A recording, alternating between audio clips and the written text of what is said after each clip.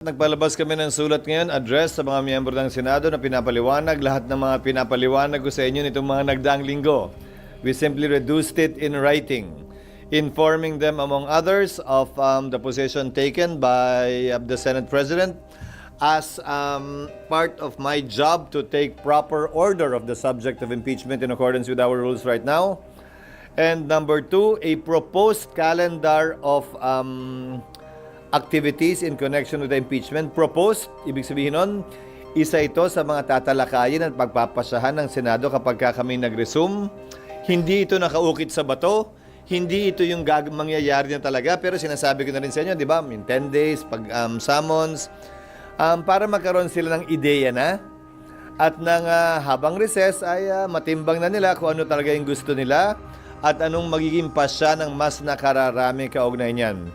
Pangatlo, minabuti namin na bigyan ng kopya nitong mga bagay na ito, yung sulat sa mga senador, yung calendar of activities, at gayon din yung special order na inisyo ko na ina-assign ang iba't ibang opisina dito sa Senado ng mga magiging papel nila kaugnay ng impeachment kapag nangyari na nga yan. Lahat yan pinagbigay alam din namin sa Kamara sa pamamagitan ni Speaker Martin Romualdez at sa nasasakdal kay Vice President Sara Duterte para sa kanilang impormasyon, reference at kaalaman sa interes ng pagiging transparent. Dahil lahat ng nakasaad doon, pinag-usapan na natin at hindi naman bago at hindi sikreto. Kaya lang minabuti na namin isulat yon at gawing formal para kung may gustong mag-question, may gustong mag-akyat sa korte, ika nga, pwede nilang gawin yan ngayon pa lamang para pag nagsimula ay tuloy-tuloy na talaga. Para makapaghanda sila at gumawa na rin ng proposed budget kaugnay nun dahil baka may mga unforeseen expenses na kailangan namin paghandaan. Ulitin ko, bahagi ito ng tinatawag nating quote, taking proper order of the subject of impeachment sa panig at parte ng Senate President na nakasaad, nakapaloob sa Section 1 ng Rules on Impeachment ng Senate.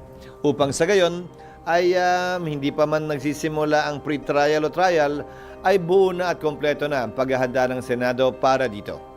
Ito rin yung sinasabi ko sa inyo noon pa, but ulitin ko, proposed calendar of activities ito, at hindi ito nakaukit sa bato. So, June 2, resumption of session, presentation ng articles of impeachment by the prosecutors. Isang bagay ito na nakasaad sa aming rules at sa rules ng Estados Unidos kung saan kinopya ang rules on impeachment.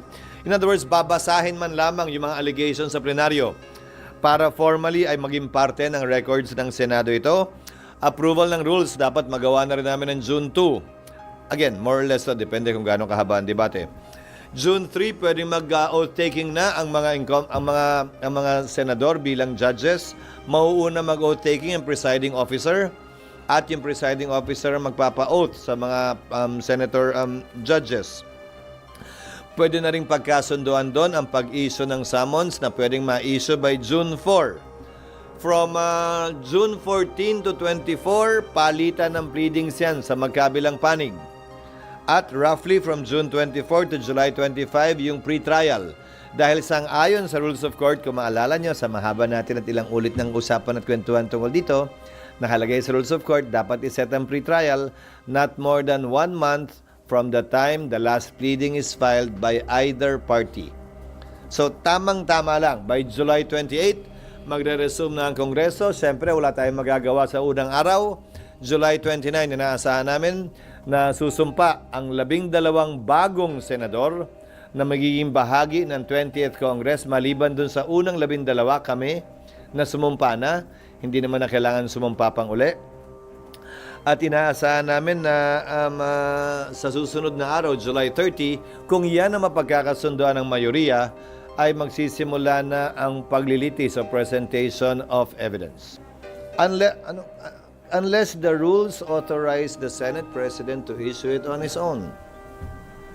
Kaya depende. Calendar of activities lang ito. Ba't kayo kasi masyado nakatitig at fixated sa impeachment court kung kailan sila magsusuot ng robe? Hindi naman mahalaga yun. Maraming mahalagang bagay na mangyayari at magaganap bago nun at pagkatapos nun.